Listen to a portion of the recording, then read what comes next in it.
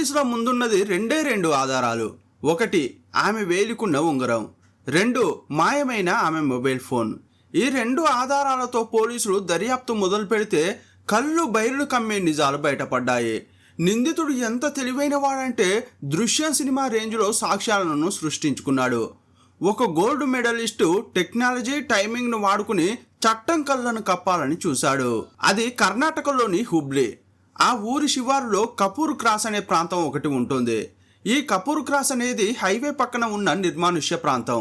అక్కడ ఎటు చూసిన పంట పొలాలు, పాడుబడిన ఖాళీ స్థలాలు మాత్రమే కనిపిస్తాయి. 2016 మే నెలలో ఒకరోజు ఉదయం 7 గంటలకు ఒక రైతు ఎప్పట్లాగే తన పొలానికి వెళ్తున్నాడు. అప్పుడు అక్కడ ఏదో ఒకదాన్ని పాతిపెట్టి మళ్ళీ తవ్వినట్లుగా అతనికి అనిపించింది. భయంకరమైన కుళ్ళిన వాసన కూడా వస్తోంది. ఏంట్రా ఇది, ఎప్పుడూ లేనిది దుర్వాసన వస్తోందేంటి అని నెమ్మదిగా వాసన వస్తున్న వైపు నడిచాడు. అక్కడ కుళ్ళిపోయిన స్థితిలో ఒక మృతదేహం కనిపించింది. ఆ మృతదేహాన్ని చాలా రోజుల క్రితమే అక్కడ పాతిపెట్టినట్లు ఉన్నారు. బహుశా 2-3 నెలల క్రితం భారీ వర్షాలు పడ్డాయి. అప్పుడు మట్టి కొట్టుకుని పోయి ఉండవచ్చు. అందువల్ల మృతదేహం బయటపడి ఉంటుంది. ఆ తర్వాత వాసన బయటకు రావడం, జంతువులు వచ్చి దాన్ని పీక్కు తిని ఉంటాయని అతనికి అనిపించింది. హంతకుడు భయంతోనో లేదా త్వరగా పని పూర్తి చేయాలనే తొందరలోనో మృతదేహాన్ని లోతుగా కాకుండా పైపైన పాతిపెట్టి ఉండవచ్చు. అందుకే వర్షాలకు శవం బయటపడి ఉంటుందని అతను అనుకున్నాడు. వెంటనే ఆ రైతు పోలీసులకు సమాచారం ఇచ్చాడు. పోలీసులు సంఘటన స్థలానికి చేరుకున్నారు. శవాన్ని చూడగానే అది 6 లేదా 7 నెలల క్రితం నాటిదని అర్థమైంది. కానీ ఇది పక్కా పథకం ప్రకారం జరిగిన హత్య అని పోలీసులు అనుకున్నారు. ఎందుకంటే ఆ మృతదేహం మెడకు ఒక దుప్పట్ట గట్టిగా బిగించి ఉంది. అంటే ఆమె చున్నీతోనే ఆమె గొంతును నులిమి చంపేశారని పోలీసులకు అర్థమైంది. శవం చుట్టూ ఆమెకు సంబంధించిన వస్తువులు పడి ఉన్నాయి. ఆమె మెడలో గొలుసు, వేలికి ఉంగరం కూడా ఉన్నాయి. ముఖం పూర్తిగా కుళ్ళిపోవడంతో ఆమె ఎవరో గుర్తుపట్టడం కష్టమైంది. ఇప్పుడు పోలీసుల ముందు 2 మార్గాలు ఉన్నాయి. ఒకటి, ఆమెను ఆ వస్తువుల ద్వారా గుర్తుపట్టడం. 2, గత కొన్ని నెలలుగా ఎవరైనా అమ్మాయిలు కనిపించకుండా పోయారా అని పోలీస్ స్టేషన్లలో ఆరా తీయడం. పోలీసులు మృతదేహాన్ని పోస్టుమార్టంకు పంపి మరోవైపు ఎంక్వైరీ మొదలుపెట్టారు. అలా వెతుకుతుండగా ఒక స్టేషన్లో 7 నెలల క్రితం అంటే 2015 అక్టోబర్లో చేసిన ఒక ఫిర్యాదు వారి కంటపడింది. మా కూతురు అర్పిత కనిపించట్లేదని ఆమె పేరెంట్స్ కంప్లైంట్ చేశారు. ఆమె వయసు 23 ఏళ్ళు. ధార్వాడ్లోని అగ్రికల్చర్ కాలేజీలో బీఎస్సీ చదువుతూ హాస్టల్లో ఉండేది. అకస్మాత్తుగా తను కనిపించకుండా పోయిందని వారు ఫిర్యాదులో రాశారు. అప్పట్లో పోలీసులు ఎంత వెతికినా అర్పిత దొరకలేదు. ఇప్పుడు దొరికిన మృతదేహాన్ని అర్పిత తల్లిదండ్రులకు చూపించారు. చున్నీ, బట్టలను చూడగానే అది అర్పిత అని వారు గుర్తుపట్టారు. తమ కూతురు ఎప్పటికైనా ప్రాణాలతో తిరిగి వస్తుందని అనుకున్న ఆ తల్లిదండ్రులు ఇప్పుడు శవమై కనిపించడంతో కుప్పకూలిపోయారు. వారిని ప్రాథమిక వివరాలు అడిగి తెలుసుకున్న పోలీసులు, మీకు శత్రువులు ఎవరైనా ఉన్నారా లేదా మీ కుటుంబానికి ఎవరితోనైనా గొడవలు ఉన్నాయా అని అడిగారు. కానీ ఆ తల్లిదండ్రులు, మాకు ఎవరితోనూ గొడవలు లేవు, అలాగే వేరే అబ్బాయిల వేధింపులు కూడా లేవని చెప్పారు. మొదట పోలీసులు ఇది దోపిడీ కోసం జరిగిన హత్య అనుకున్నారు. కానీ అర్పిత ఒంటి మీద ఉన్న బంగారు ఉంగరం, గొలుసు, కాళ్ళ పట్టీలు ఏవి దొంగిలించబడలేదు. ఒకవేళ దొంగలే చంపి ఉంటే ఖచ్చితంగా నగలు తీసుకునేవారు. కానీ నగలు అలాగే ఉండడం, ఆమె చున్నీతోనే ఆమెను చంపడం చూస్తుంటే ఇది ఖచ్చితంగా వ్యక్తిగత కారణంతో జరిగిన హత్య అని పోలీసులకు అర్థమైంది. ఇప్పుడు పోలీసుల మొదటి దశ విచారణ అర్పిత ఫోన్తో మొదలైంది. శవం దొరికిన చోట ఆమె వస్తువులన్నీ ఉన్నాయి, కానీ ఫోన్ మాత్రం కనిపించలేదు. అర్పిత 2015 అక్టోబర్లో అదృశ్యమైంది కాబట్టి అదే సమయంలో ఆమె హత్యకు గురై ఉండవచ్చు. ఆమె చివరిగా ఎవరితో మాట్లాడిందని రికార్డులు తనిఖీ చేశారు. హుబ్లీలోని ఒక పబ్లిక్ టెలిఫోన్ బూత్ నుంచి ఆమెకు కాల్ వచ్చింది. వెంటనే పోలీసులు ఆ బూత్ దగ్గరకు వెళ్ళి తనిఖీ చేశారు. కానీ అక్కడ సీసీటీవీ కెమెరాలు లేకపోవడంతో ఆ చివరి కాల్ చేసింది ఎవరో పోలీసులకు తెలియలేదు. వెంటనే పోలీసులు ఏం చేశారంటే అర్పిత ఈ మధ్య కాలంలో ఎవరితో ఎక్కువసేపు మాట్లాడేది అని వెతికారు. అప్పుడు ఒక నంబర్ బయటపడింది. అక్టోబర్ కంటే ముందు కొన్ని సంవత్సరాలుగా గంటల తరబడి ఆమె ఆ వ్యక్తితో మాట్లాడుతోంది. అతని పేరు అరుణ్ శివలింగప్ప పాటిల్. ఆ యువకుడి వయసు 24 ఏళ్ళు. అసలు ఈ అరుణ్ ఎవరు అని ఆరా తీస్తే అరుణ్, అర్పిత ఇద్దరు ఒకే కాలేజీలో చదువుకున్నారని తెలిసింది. అరుణ్ ఆమెకు సీనియర్. అర్పిత కాలేజీలో చదువుతుంటే అరుణ్ తన చదువు పూర్తి చేసి PhD కోసం బెంగళూరు వెళ్ళిపోయాడు. హత్య జరిగిన సమయంలో అతను హుబ్లీలో ఉన్నాడా లేదా అనేది తెలియలేదు. అయితే అరుణ్ అర్పిత మధ్య ఎలాంటి సంబంధం ఉందో తెలుసుకోవడానికి పోలీసులు అరుణ్ను విచారణకు పిలిపించారు. అప్పుడు అతను బెంగళూరు యూనివర్సిటీలో ఉన్నాడు. పోలీసులు సమాచారం ఇవ్వడంతో అతను హుబ్లీకి వచ్చాడు. అతని కళ్ళలోకి చూస్తూ నీకు అర్పిత తెలుసా అని పోలీసులు అడిగారు. అతడేమన్నాడంటే అవును సార్, నాకు బాగా తెలుసు. కాలేజీలో ఉన్నప్పుడు మేము మంచి ఫ్రెండ్స్, కానీ ఈ మధ్య మేము తరచుగా మాట్లాడుకోవడం లేదు అని చెప్పాడు. ఇంతకీ ఏమైంది సార్, ఎందుకు ఇదంతా అడుగుతున్నారని అన్నాడు. అప్పుడు పోలీసులు అర్పిత హత్యకు గురైందని చెప్పారు. ఆ మాట వినగానే అరుణ్ ఒక్కసారిగా షాక్కు గురయ్యాడు. అయ్యో, ప్రాణ స్నేహితురాలు హత్యకు గురైందా? ఇంతకీ హంతకుడు ఎవరు సార్ అని కోపంగా అడిగాడు. అప్పుడు పోలీసులు ఏమన్నారంటే చూడరుణ్, ఈ కేసులో మేము చాలా మందిని అనుమానిస్తున్నాం. అందులో నువ్వు కూడా ఒకడివి. ఎందుకంటే నువ్వు అర్పితతో ఫోన్లో గంటల తరబడి మాట్లాడావు అని అన్నారు. అప్పుడు అరుణ్ ఏమన్నాడంటే సార్, మేము చాలా క్లోజ్ ఫ్రెండ్స్. గంటలు కాదు, రోజుల తరబడి మాట్లాడుకునే వాళ్ళం. కానీ మా మధ్య ప్రేమ కానీ అఫైర్ కానీ లేదు. నేను పిహెచ్డి కోసం బెంగళూరు వచ్చాక మా మధ్య ఫోన్లు చేసుకుని మాట్లాడుకోవడాలు తగ్గిపోయాయి అని చెప్పాడు. అప్పుడు పోలీసులు ఏమన్నారంటే 2015 అక్టోబర్ 29వ తేదీన నువ్వు ఎక్కడ ఉన్నావు అని అడిగారు. ఎందుకంటే అర్పితకు అదే రోజు చివరి కాల్ వచ్చింది. అందువల్ల ఆమె హత్య అదే రోజు జరిగి ఉంటుందని పోలీసులు భావిస్తున్నారు. అప్పుడు అరుణ్ సార్, నేను బెంగళూరులో ఉన్నాను.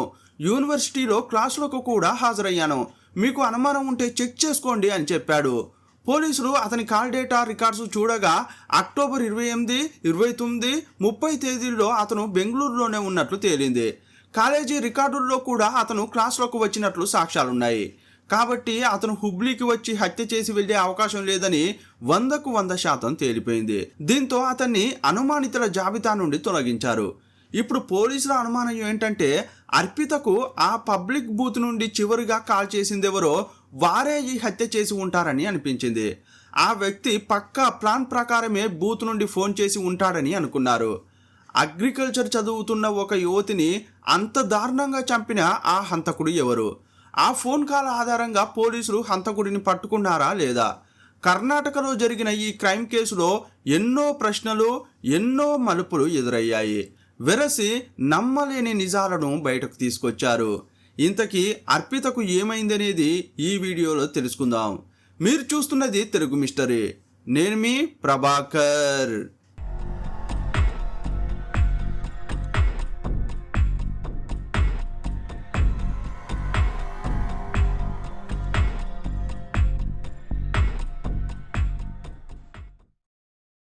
పోస్టుమార్టం రిపోర్ట్లో అర్పిత గొంతు నులవడం వల్లే చనిపోయిందని స్పష్టమైంది.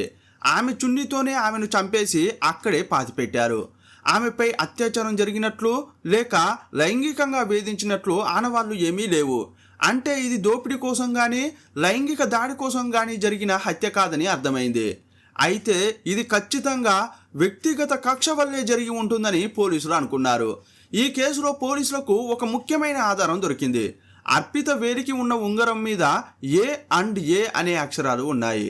ఒక ఏ అంటే అర్పిత, మరి ఇంకో ఏ అంటే ఎవరు అనేది పోలీసులకు అర్థం కాలేదు. ఒకవేళ బెంగళూరులో ఉన్న అరుణేనా, అందుకే ఏ అండ్ ఏ అని రాసుకున్నారా అని పోలీసులు అనుమానించారు. కానీ అరుణ్ స్టేట్మెంట్ ఇచ్చేటప్పుడు అతని గొంతులో వణుకు కానీ భయం కానీ లేవు. అతను చెప్పింది నిజమే అని అనిపించింది. పైగా అతను బెంగళూరులో ఉన్నట్లు సాక్ష్యాలు కూడా ఉన్నాయి. కాబట్టి ఆ ఉంగరం మీద ఉన్న మరో ఏ ఎవరో అతనే హంతకుడు అయి ఉంటాడని పోలీసులు అనుకున్నారు. అదే సమయంలో పోలీసులకు ఒక విషయం అర్థమైంది. అదేంటంటే అర్పిత వస్తువులన్నీ శవంతో పాటే పాతిపెట్టి ఉన్నాయి, కానీ ఫోన్ మాత్రం కనిపించలేదు. ఆ ఫోన్ కోసం పోలీసులు అర్పిత ఉండే హాస్టల్లో మరియు ఇతర చోట్ల ఎంత వెతికినా ఫోన్ దొరకలేదు. అందువల్ల పోలీసులు ఏమనుకున్నారంటే ఆ ఫోన్లో హంతకుడికి సంబంధించిన ఏదో ముఖ్యమైన ఆధారం ఉండి ఉంటుంది. అందుకే పోలీసులు దాన్ని కనిపెట్టకూడదని హంతకుడు దాన్ని తీసుకెళ్లాడు. ఇప్పటికే ఆ ఫోన్ను నాశనం చేసి ఉంటాడని కూడా అనుకున్నారు. మరో ముఖ్యమైన విషయం ఏంటంటే శవం దొరికిన ప్రదేశం జనసంచారం లేని చోటు. కపూర్ క్రాస్ అనే నిర్మానుష్యమైన వ్యవసాయ భూమిలో ఆమె శవం దొరికింది. అంటే ఆమె ఎవరినో నమ్మి ఆ చోటుకు వెళ్ళి ఉంటుంది. అప్పుడు నమ్మించి ఆమెను చంపి ఉంటాడు. ఒంటరిగా నిర్మానుష్యమైన ప్రదేశానికి ఒక వ్యక్తిని నమ్మి వెళ్ళిందంటే ఖచ్చితంగా వారిద్దరి మధ్య ప్రేమ బంధం ఉండి ఉండాలి. లేదంటే అతనిపై ఆమెకు అమితమైన నమ్మకం ఉండి ఉండాలి. పోలీసులు ఈ కోణంలో ఆలోచించి ఇన్వెస్టిగేషన్ ను ముందుకు తీసుకెళ్లారు. ఒకసారి అర్పిత కోణంలో ఆలోచించిన పోలీసులు మరోసారి హంతకుడి ఆలోచన విధానాన్ని కూడా అంచనా వేశారు. హంతకుడు ఆమెపై లైంగిక దాడి చేయలేదు, కానీ ఆమెను నిర్మానుష్యమైన చోటుకు తీసుకెళ్లాడు. బహుశా ఆమెతో తప్పు చేయాలని అక్కడికి తీసుకెళ్లాడా అని ఆలోచించారు. కానీ ఆమెపై అత్యాచారం జరిగిన ఆనవాలు లేవు. అంటే హంతకుడు ఆమెను చంపాలనే ఉద్దేశంతో అక్కడికి తీసుకెళ్లి ఉంటాడని అనిపించింది. ఈ విషయం తట్టగానే అయితే ఇది అనుకోకుండా జరిగిన హత్య కాదు, ముందే ప్లాన్ వేసుకుని ఆమెను నమ్మించి అక్కడికి తీసుకెళ్లి చంపినట్లు పోలీసులకు అర్థమైంది. సాధారణంగా ఇద్దరు వ్యక్తులు నిర్మానుష్య ప్రాంతానికి వెళ్ళడం, అక్కడ గొడవ జరిగి చంపేయడం అనేది నమ్మశక్యంగా అనిపించలేదు. అందువల్ల ఇది పక్కా పథకం ప్రకారం జరిగిన హత్య అనుకున్నారు. పోలీసులు ఈ వాదనను నమ్మి అరుణ్ను మళ్ళీ అనుమానించారు. కానీ అతనికి వ్యతిరేకంగా ఎలాంటి సాక్ష్యాలు దొరకలేదు. ఈ కేసులో వేరే అనుమానితులు కూడా ఎవరూ లేరు. ఎలాంటి క్లూస్ లేని సమయంలో అర్పిత కేసు విచారణ నత్తనడకన సాగింది. నెమ్మదిగా కోల్డ్ స్టోరేజీ వైపు ఫైల్ మూవ్ అయింది. సాధారణంగా కోల్డ్ కేసులను వేరే అధికారులు మళ్ళీ విచారణకు తీసుకుంటారు. అర్పిత హత్య జరిగిన ఏడాది తర్వాత అంటే 2016 అక్టోబర్లో ఈ ఫైలు ఒక సమర్థుడైన ఇన్స్పెక్టర్ చేతిలో పడింది. అతను కేసును పూర్తిగా చదివాడు. అప్పుడు ఒక కొత్త విషయం బయటపడింది.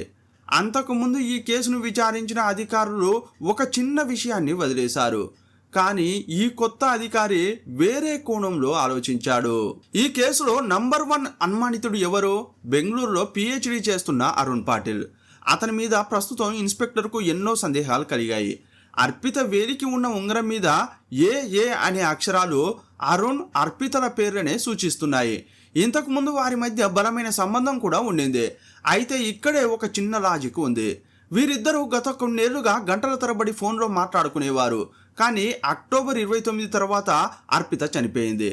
అయితే విచిత్రం ఏంటంటే అక్టోబర్ 29 తర్వాత అరుణ్ ఒక్కసారి కూడా ఆమెకు ఫోన్ చేయలేదు.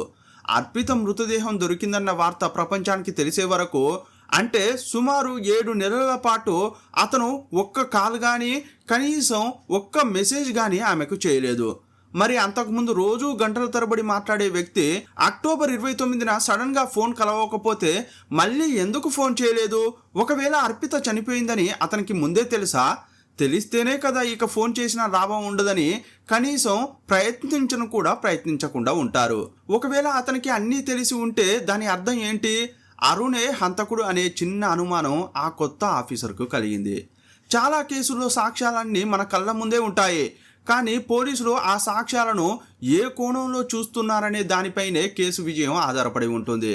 తనకు దొరికిన ఆధారాల ద్వారానే వెతికి హంతకుడిని పట్టుకోవడం అనేది ఇన్వెస్టిగేషన్ అధికారి ఆలోచన విధానంపై ఆధారపడి ఉంటుంది. ఎంతోమంది అధికారులు ఈ కేసును చూశారు, కానీ అక్టోబర్ 29 తర్వాత అరుణ్ ఎందుకు ఆమెకు కాల్ చేయలేదు అనే లాజిక్ను ఒక్కరు కూడా పట్టుకోలేకపోయారు. కానీ అదే ఈ కేసులో అతిపెద్ద మలుపుగా మారింది. అరుణ్ ఏదో పెద్ద రహస్యాన్ని దాస్తున్నాడని ఆ ఆఫీసర్ బలంగా నమ్మాడు. ప్రస్తుతం అతను బెంగళూరులో ఉన్నాడు. అందువల్ల అతనికి ఎలాంటి ముందస్తు సమాచారం ఇవ్వకుండా కలవాలి అనుకున్నారు. వెంటనే హుబ్లీ నుండి 4 పోలీసులు బెంగళూరులోని అరుణ్ ఇంటికి చేరుకున్నారు. పోలీసులు తలుపు తట్టగానే అరుణ్ బయటకు వచ్చాడు. ఒక్కసారిగా పోలీసులను తన ఇంటి ముందు చూడగానే అతను షాక్ అయ్యాడు. వెంటనే తేరుకుని, సార్ ఏం కావాలి అని అడిగాడు. మేము అర్పిత హత్య గురించి నిన్ను విచారించడానికి వచ్చాం, లోపలికి రావచ్చా అని పోలీసులు అడిగారు. రండి సార్, కానీ కనీసం సమాచారం కూడా ఇవ్వకుండా వచ్చారేంటి అని అరుణ్ అన్నాడు. దానికి పోలీసులు వేరే పని మీద ఇటు వచ్చాం, ఆ పనితో పాటు ఇది కూడా ముగించుకుని వెళ్దామని వచ్చామని అన్నారు. కానీ నేను ఇప్పటికే పోలీసులకు అంతా చెప్పేశాను కదా సార్ అని అరుణ్ అన్నాడు.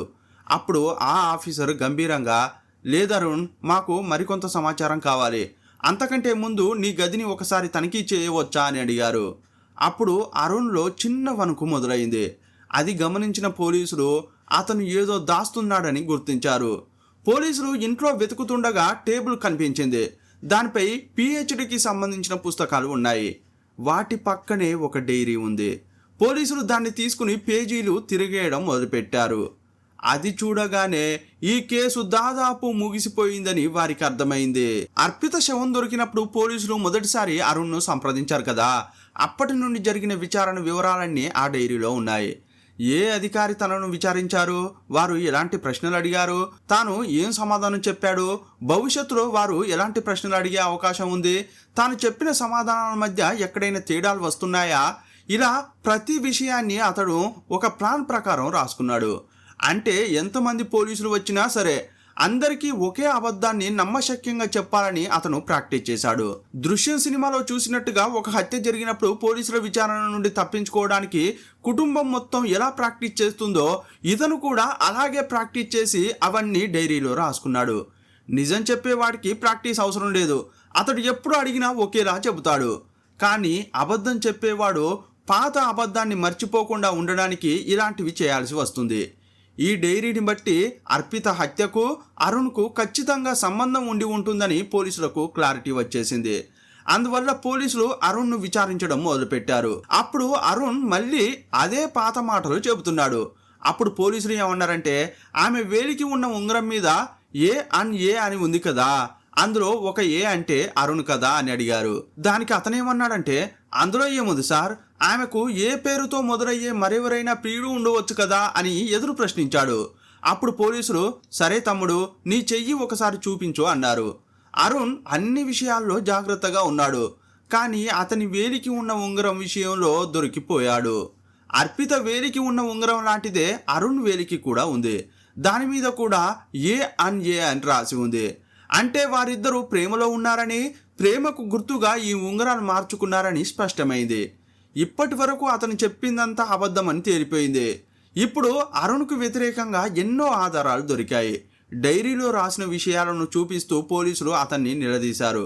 చూడరుణ్, నువ్వే ఈ హత్య చేశావని మాకు తెలుసు, కానీ నువ్వు బెంగళూరులో ఉండి హుబ్లీలో హత్య ఎలా చేశావో అర్థం కావడం లేదు. తప్పును ఒప్పుకుని అసలు ఆమెను ఎలా చంపావో నిజాలు చెప్పమని అడిగారు. ఇక దొరికిపోయానని అనుకున్న అరుణ్ అసలు అర్పితకు ఏం జరిగిందో ఒక్కొక్కటిగా చెప్పడం మొదలుపెట్టాడు. అర్పిత విజయపుర ప్రాంతానికి చెందిన అమ్మాయి. చదువు కోసం హుబ్లీకి వచ్చింది. అక్కడ అగ్రికల్చర్ కాలేజీలో బీఎస్సీ చదువుతుండగా ఆమెకు సీనియర్ అయిన అరుణ్ పాటిల్ పరిచయం అయ్యాడు. అప్పుడు అరుణ్ తన అగ్రికల్చర్ కోర్సు పూర్తి చేసే దశలో ఉన్నాడు. అతను చాలా తెలివైన విద్యార్థి. యూనివర్సిటీ స్థాయిలో గోల్డ్ మెడల్ కూడా సాధించాడు. కాలక్రమేణా వీరిద్దరూ ప్రేమికులుగా మారారు. ఆ తర్వాత వారి మధ్య శారీరక సంబంధం ఏర్పడింది. ఇద్దరూ కలిసి చదువుకుంటున్న సమయంలో అరుణ్ తన చదువును ముందుగా పూర్తి చేశాడు. ఆ తర్వాత పిహెచ్డి కోసం బెంగళూరులోని ఒక యూనివర్సిటీలో సీట్ రావడంతో అక్కడికి వెళ్ళిపోయాడు. అర్పిత మాత్రం హుబ్లీలోనే చదువు కొనసాగించింది. అప్పటి వరకు కలిసి ఉన్న వీరిద్దరి మధ్య మొదటిసారి దూరం పెరిగింది. దూరం పెరిగిన ఫోన్లో తరచుగా మాట్లాడుకునేవారు. సమయం దొరికినప్పుడల్లా కలుసుకునేవారు. వారి బంధం చాలా సంతోషంగా సాగుతున్న సమయంలోనే తమ ప్రేమకు గుర్తుగా ఏ అనే అక్షరం ఉన్న 2 ఉంగరాలను చేయించుకుని మార్చుకున్నారు. అరుణే తన భర్తగా అర్పిత ఫిక్స్ అయిపోయింది. కానీ అరుణ్ మాత్రం కేవలం సరదా కోసమే ఆమెతో ఉన్నాడు. తను పిహెచ్డి చేసి ఆ తర్వాత గొప్ప విద్యావంతుడు కావాలి, జీవితంలో ఎంతో సాధించాలనే ఆశయాలు అతనికి ఉన్నాయి. కానీ తన శారీరక అవసరాల కోసం అర్పితను వాడుకున్నాడు. ఒక దశలో అర్పితకు ఏమనిపించిందంటే, నువ్వు పిహెచ్డి పూర్తి చేయబోతున్నావు కదా, నేను కూడా 1-2 ఏళ్లలో చదువు పూర్తి చేస్తాను, కాబట్టి మనం పెళ్లి చేసుకుందామని అరుణ్ను అడిగింది. దానికి అరుణ్, లేదు, ఇప్పుడే నేను పెళ్లికి సిద్ధంగా లేను, నా చదువు పూర్తి కావాలి, ఉద్యోగం రావాలి, దానికి ఎన్ని ఏళ్ళు పడుతుందో తెలియదు, అప్పటి వరకు మనకు పెళ్లి జరగదు, మనం ఇలాగే ఉండిపోదామని అన్నాడు. అతని మాటలు అర్పితకు చాలా కఠినంగా అనిపించాయి. అతనిపై విపరీతమైన కోపం వచ్చింది.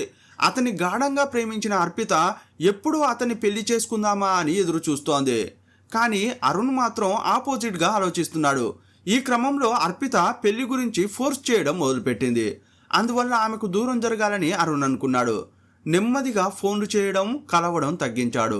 అరుణ్ తనను దూరం పెడుతున్నాడని అర్పితకు అర్థమైపోయింది. అప్పుడు అర్పిత ఇక ఆలస్యం చేయకూడదని నిర్ణయించుకుంది. నన్ను పెళ్లి చేసుకుంటావా లేదా, నన్ను మోసం చేయాలని చూస్తే పోలీస్ స్టేషన్కు వెళ్ళి ఫిర్యాదు చేసి రచ్చ చేస్తాను అని బెదిరించడం మొదలుపెట్టింది. అప్పుడు అరుణ్కు ఏం చేయాలో అర్థం కాలేదు. రోజుకు అర్పిత అతని ఆశయాలకు ఒక పెద్ద అడ్డంకిలా అనిపించింది. ఈ అర్పిత బతికున్నంత కాలం నా జీవితంలో ప్రశాంతత ఉండదు. పెళ్లి చేసుకోమని నన్ను వేధిస్తూనే ఉంటుంది. ఒకవేళ మా ఇంట్లో చెప్పిన విషయం బయటపడినా నా పేరు చెడిపోతుంది.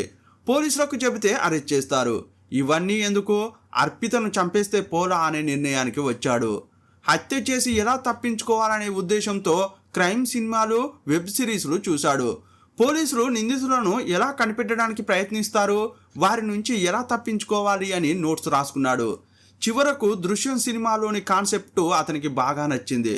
హత్య జరిగిన సమయంలో మనం ఆ ఊరిలో లేమని నిరూపించగలిగితే మనల్ని ఎవరు అనుమానించరు అని నిర్ణయించుకున్నాడు. మొదటగా ఫోన్ను తీసుకెళ్లకూడదని డిసైడ్ అయ్యాడు. ఎందుకంటే ఫోన్ ఉంటే లొకేషన్ ద్వారా దొరికిపోతామని అతనికి బాగా తెలుసు. అలాగే తాను యూనివర్సిటీలోనే ఉన్నట్లు అందరికీ కనిపించాలి. అందుకే అతను మొదట అర్పితను కలిసి ఒక విషయం చెప్పాడు. అర్పిత, నేను పెళ్లికి సిద్ధంగా ఉన్నాను. నేను ఇప్పుడు హుబ్లీ వస్తున్నాను. మొదట మనం మాట్లాడుకుని మన 2 కుటుంబాలకు విషయం చెప్పి పెళ్లికి ముహూర్తం ఖాయం చేసుకుందామని అన్నాడు. వారిద్దరూ అక్టోబర్ 29న కలవాలని ప్లాన్ చేసుకున్నారు. అరుణ్ తన గదిలో వస్తువులన్నీ వదిలేసి స్నేహితులతో అబద్ధం చెప్పి బెంగళూరు నుండి బయలుదేరాడు. అర్పితకు ఫోన్ చేయకూడదని ముందే నిర్ణయించుకున్నాడు. ఒక దొంగల హుబ్లీకి బస్సులో చేరుకున్నాడు. అక్కడికి వెళ్ళాక ఒక పబ్లిక్ ఫోన్ బూత్ నుండి అర్పితకు కాల్ చేసి ఒక చెరువు దగ్గరకు రమ్మని చెప్పాడు. ఇద్దరూ కలిసి ఆ చెరువు దగ్గర చాలాసేపు గడిపారు. ఆ తర్వాత అక్కడి నుండి కపూర్ క్రాస్ సమీపంలోని ఒక నిర్మానుష్య ప్రాంతానికి వెళ్ళారు. త్వరలో పెళ్లి కాబోతుందన్న సంతోషంతో అర్పిత కూడా అతనితో వెళ్ళింది. ఒక పొలంలోకి రాత్రి 7 గంటల సమయంలో వెళ్ళారు. బహుశా రొమాన్స్ కోసం తీసుకెళ్తున్నాడేమో అని ఆమె అనుకుని ఉండొచ్చు. ఇకపై అతను తనతోనే జీవితాంతం ఉంటాడని ఆమె భావించి ఉండి ఉంటుంది. ఆ పొలంలోకి వెళ్ళాక ఎటు చూసినా భయంకరమైన నిశ్శబ్దం ఆవరించి ఉంది. అంతా చిమ్మ చీకటి ఉంది. ఆ అవకాశాన్ని అరుణ్ వాడుకున్నాడు. ఆమె అస్సలు ఊహించని సమయంలో ఆమె చున్నీని ఆమె మెడకు చుట్టి గట్టిగా లాగాడు. సడన్గా అలా చేసేసరికి అర్పిత నమ్మలేకపోయింది. కానీ అతని పశుబలానికి తట్టుకోలేక కాసేపట్లోనే ప్రాణాలు విడిచింది. కానీ పెద్ద గొయ్యి తవ్వడానికి అతని దగ్గర ఎలాంటి పరికరాలు లేవు. అందుకే అక్కడున్న కర్రల సాయంతో కేవలం 2 అడుగుల లోతు మాత్రమే ఉండేలా గొయ్యిని తవ్వి ఆమెను పాతిపెట్టాడు. ఆమె ఫోన్ తీసుకుని స్విచ్ ఆఫ్ చేశాడు. ఇక ఏమీ తెలియనట్టు నేరుగా బెంగళూరుకు తిరిగి వెళ్ళిపోయాడు. ఆమెను పాతిపెట్టిన చోటు నిర్మానుష్యమైన ప్రాంతం. అక్కడికి సాధారణంగా ఎవరూ వెళ్ళరు కాబట్టి ఎవరికీ అనుమానం రాలేదు. కానీ నవంబర్, డిసెంబర్ నెలల్లో భారీగా వర్షాలు పడ్డాయి. అందువల్ల పైపైన తవ్విన గొయ్యి మెల్లగా కొట్టుకుపోయింది. మృతదేహం బయటపడింది. మరోవైపు అరుణ్ బెంగళూరులో ఉంటూ చదువును కొనసాగించాడు. ఒకరోజు శవం దొరకడం, పోలీసులు అతని గురించి విచారణ చేయడం కూడా జరిగింది. అప్పుడు అతను బెంగళూరులోనే ఉన్నాడు. అతను హుబ్లీకి వచ్చి వెళ్ళాడు అనడానికి ఒక్క చిన్న సాక్ష్యం కూడా పోలీసులకు దొరకలేదు. కానీ అతని ప్రవర్తన మీద అనుమానం రావడం, ఆ ఉంగరం విషయం, అలాగే అక్టోబర్ తర్వాత అతను ఒక్క కాల్ కూడా చేయకపోవడం పోలీసులకు అనుమానాలు కలిగించాయి. వీటన్నింటికి మించి అతని ఇంట్లో దొరికిన డైరీ ఈ కేసు గతినే మార్చింది. ఇంతకీ అర్పితను చంపడానికి మోటివ్ ఏంటంటే అతనికి పెళ్లి చేసుకునే ఉద్దేశం లేదు. ప్రేమ పేరుతో ఆమెను వాడుకుని ఎంజాయ్ చేశాడు. కానీ చదువు పూర్తయ్యాక తన కెరీర్ మీద దృష్టి పెట్టాడు. అర్పిత తన జీవితంలోకి వస్తే తాను ఎదగలేనని భావించాడు. అలాంటి సమయంలో అర్పిత పెళ్లి కోసం అతనిపై ఒత్తిడి తెస్తూనే ఉండేది. అందువల్ల ఆమెను ఎలా వదిలించుకోవాలో తెలియక చివరకు చంపడమే కరెక్ట్ అని నిర్ణయించుకున్నాడు. తన ప్లాన్ను అమలు చేశాడు కూడా. ఈ కేసును విచారించిన సెషన్స్ కోర్టు అర్పితను చంపింది అరుణ్ పాటిల్ అని నిర్ధారించింది. అతనికి జీవిత ఖైదు శిక్ష విధించింది. ఈ తీర్పును సవాల్ చేస్తూ అతను హైకోర్టులో పిటిషన్ వేశాడు. హైకోర్టు కూడా అతని పిటిషన్ను తిరస్కరించింది. జీవిత ఖైదు శిక్ష కొనసాగుతుందని చెప్పింది. ప్రస్తుతం అతను కర్ణాటక జైల్లో తన జీవిత ఖైదును అనుభవిస్తున్నాడు. అరుణ్ను అర్పిత ఎంతగా నమ్మిందంటే 7 నెలలుగా తనను దూరం పెట్టిన వ్యక్తి సడన్గా ఫోన్ చేసి పెళ్లి చేసుకుందాం రా అని పిలవగానే ఏమాత్రం ఆలోచించకుండా వెళ్ళిపోయింది. అది కూడా చీకటి పడ్డాక, ఎవరూ లేని నిర్మానుష్య ప్రాంతానికి. ప్రేమలో ఉన్నప్పుడు అవతలి వ్యక్తిలోని లోపాలు కనిపించవంటారు. అది నిజమే. కానీ మన ప్రాణాలకు ముప్పు పొంచి ఉన్నప్పుడు మన అంతరాత్మ ఇచ్చే హెచ్చరికలను అస్సలు విస్మరించకూడదు. అర్పిత తన ప్రేమ విషయాన్ని ఎవరికీ చెప్పలేదు. చివరికి తను అరుణ్ను కలవడానికి వెళ్తున్నానని తన స్నేహితులకు గాని తల్లిదండ్రులకు గాని చెప్పలేదు. అర్పిత చనిపోయిన 7 నెలల వరకు అరుణ్ దొరకకపోవడానికి ప్రధాన కారణం ఇదే. అందువల్ల ఎప్పుడూ ఒక విషయం గుర్తుంచుకోండి, మన వ్యక్తిగత విషయాలను మనకు అత్యంత ఆప్తులైన వారితో పంచుకోవాలి. మీరు ఎక్కడికి వెళ్తున్నారు, ఎవరిని కలవడానికి వెళ్తున్నారు అనే సమాచారం కనీసం ఒక్కరికైనా తెలిసి ఉండాలి. ఆ రహస్యమే అర్పిత ప్రాణాలను కాపాడలేకపోయింది. ఈ కేసులో అరుణ్ పాటిల్ ఒక గోల్డ్ మెడలిస్టు, పిహెచ్డి చేస్తున్న మేధావి. కానీ ఆ చదువు అతనికి మనిషి ప్రాణం విలువను నేర్పలేదు. సమాజంలో హోదా, డిగ్రీలు ఉన్నంత మాత్రాన వారు మంచివారని నమ్మడానికి వీల్లేదు. మేధస్సు వెనుక మృగత్వం కూడా ఉండొచ్చు. అందుకే ఒక వ్యక్తిని అతని తెలివితేటలను బట్టి కాకుండా అతని ప్రవర్తనను, గుణాన్ని బట్టి అంచనా వేయాలి. ఫ్రెండ్స్, అర్పిత ఉదంతం మనకు నేర్పే ఒక చేదు నిజం ఏంటంటే, ప్రేమ అనేది ఇద్దరు వ్యక్తుల మధ్య ఇష్టపూర్వకంగా అల్లుకోవాల్సిన బంధం. కానీ ఒకరికి ఆ బంధం ఇష్టం లేనప్పుడు బెదిరింపులతోనో, పోలీసుల భయంతోనో ఆ వ్యక్తిని లొంగదీసుకోవాలని చూస్తే అక్కడ ప్రేమ చచ్చిపోయి క్రూరత్వం పుడుతుంది.